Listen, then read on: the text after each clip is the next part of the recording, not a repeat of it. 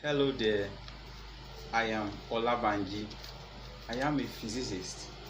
You can entrust your physics and mathematics to me at Uncle Jude's lesson, where all your knowledge will be shaping theoretically and practically.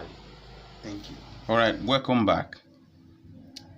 I said earlier on that I am going to be taking you through another dimension of Coulomb's law.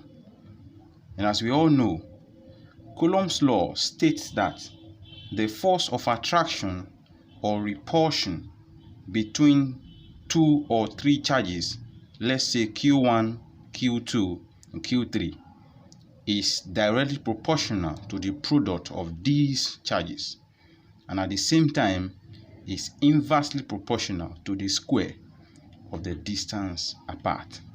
Now, let's look at the question at hand. We have 3-point charges, and they are located at the corners of an equilateral triangle as shown below. We can see the triangle here. On the corner at the top here, we have 8 microcoulomb. Here we have -5 microcoulomb, and we have here 3 microcoulomb. The question now is that we should calculate the net force on the 8 microcoulomb. But before we go, I want us to understand that these charges here, they have what we call direction. And as we can see, this one is positive direction, here is negative direction, and here is also positive direction.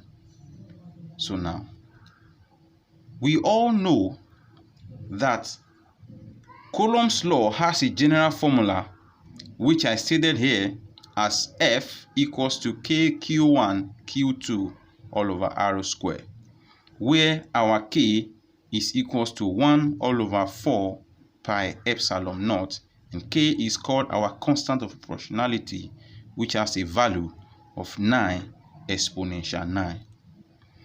Now, how do we find the net force on 8 microcoulomb charge? The first thing we have to do is to test the other 2 charges on our net charge and see the direction or the flow of these charges so as to get the resultant forces. So now let's go. Now, I will have to redraw my diagram in this format. So here we have a charge, we have a charge, and we have a charge. Let's label this one as Q1, let this one go for Q2, and this one is Q3.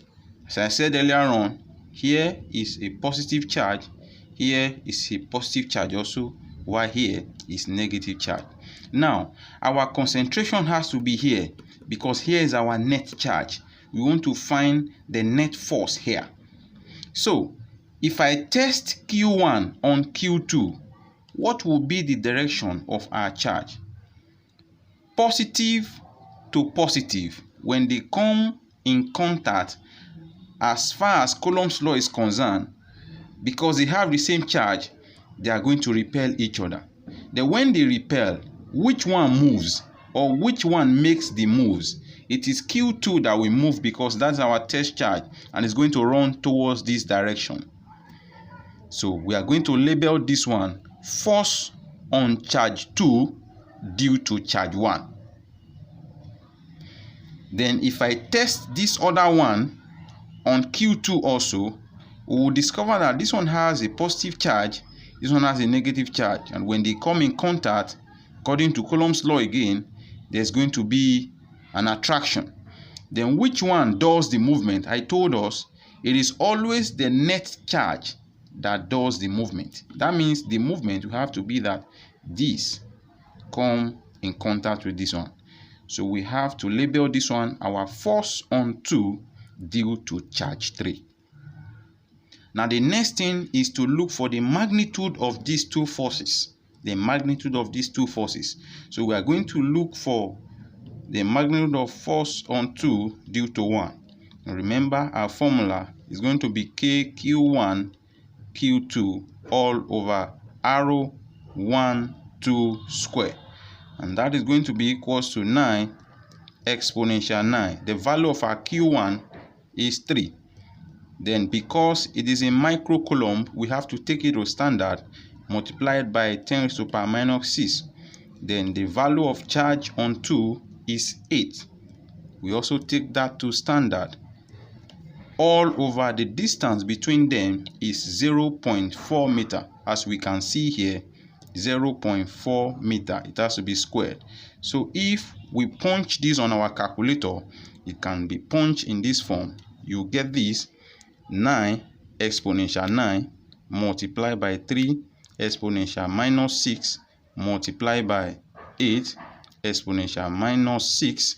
Then you bring it down, 0.4 square s to d. Then we have our force on 2 due to 1 as 1.35 Newton. The unit of force is Newton. As we can see, this is the magnitude of the force on 2 due to 1. So let's go for the magnitude of the force on 2 due to 3. We still have to use the same formula. F23 is going to be KQ2 Q3 all over R23 squared. So this one is going to be 9 exponential 9 multiplied by the value of charge on Q2, as we can see here, is 8 microcoulomb. Then we have to take it to standard by multiplying that by 10 raised to the power minus 6. Then the value of the charge on Q3 here is 5. Then this one has to be 5 times 10 raised to the power of minus 6. Everything over r square is 0.4 square. Now, some persons used to ask that, why is it that this negative is not reflecting here? This negative will not reflect here because it is showing the charge that this one here is carrying, telling us this one is negative charge, this one is positive charge. So this sign don't have to appear here.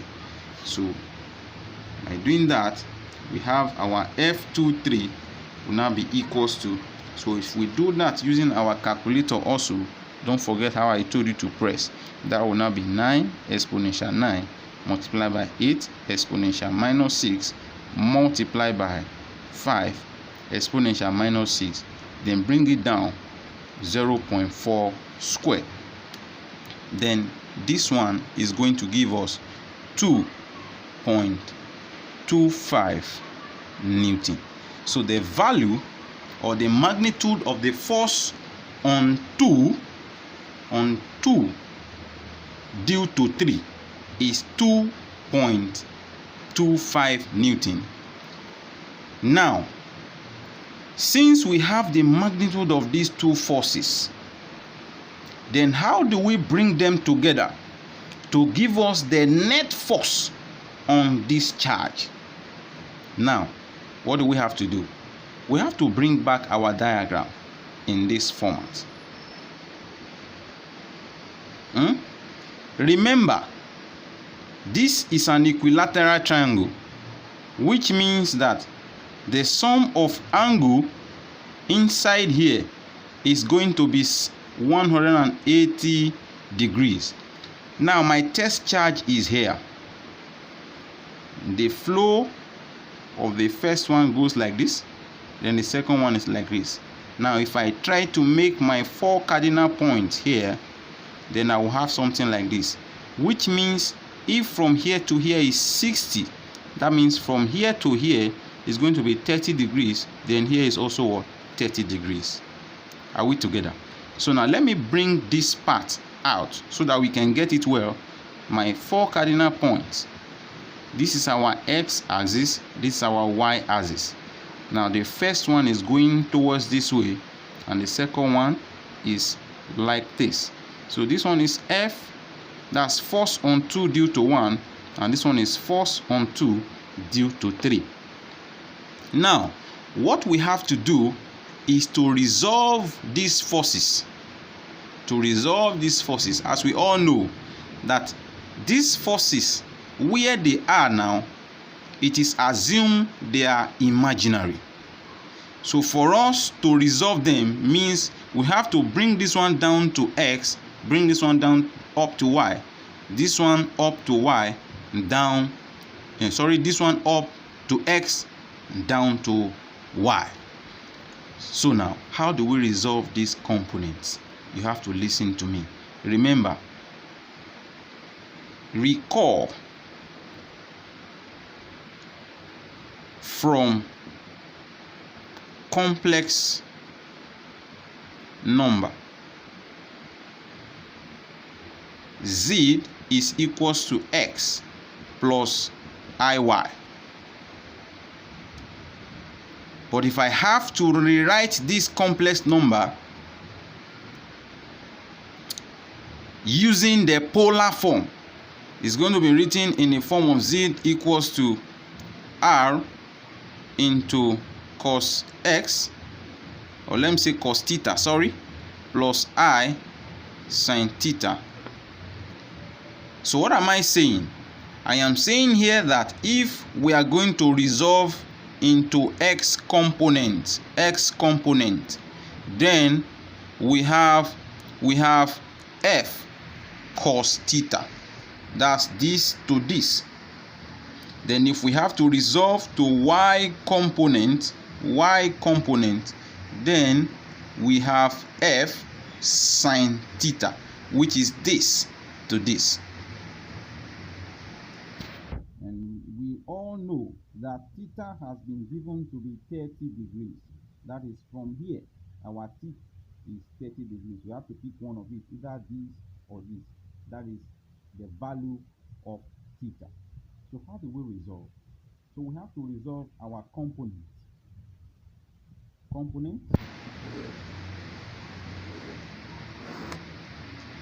Then to x axis and to y axis. So let's resolve the first one, which is force on 2 due to 1. So how do we do that?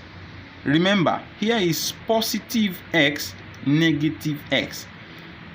Positive y, negative y. So it means if I'm taking this one here, I'm taking it to positive x. Can you see that? If I'm taking this one here, I'm taking it to positive y. Don't forget that. So that is going to be, we are going to use this first formula to take it to x. F cos theta. So what's the value of F21? We can see it here. F21 is 1.35. That'll be 1.35 cos theta, which is 30. If we do that, what's our value? We have to pick our calculator. Then we say 1.35 cos theta. That's cos 30. What do we have? That gives us 1.17 approximately. Then we also take it to y axis. So it's going to positive y.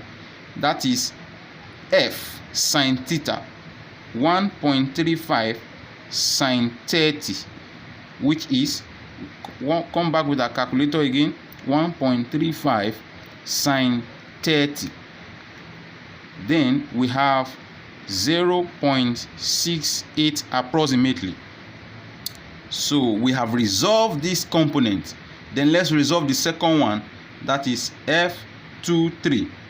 So if I'm taking this one now to x axis, is going to positive x axis. Can we see that? We are taking this one here. Then that means the magnitude of this one, we are using this value now, this value. So that is 2.25 cos 30 degrees. Don't forget, it's in degrees.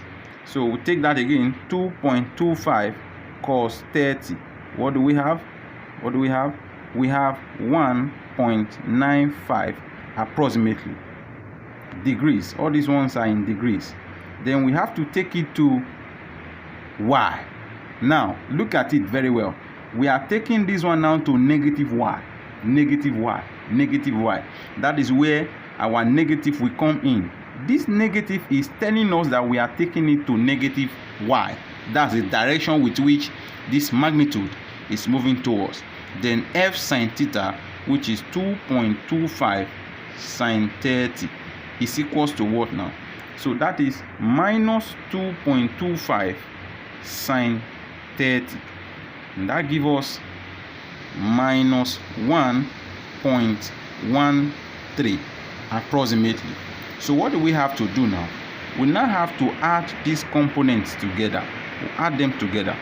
So if I add this first one, 1.17 plus 1.95, I think that is going to give us something like 3.12.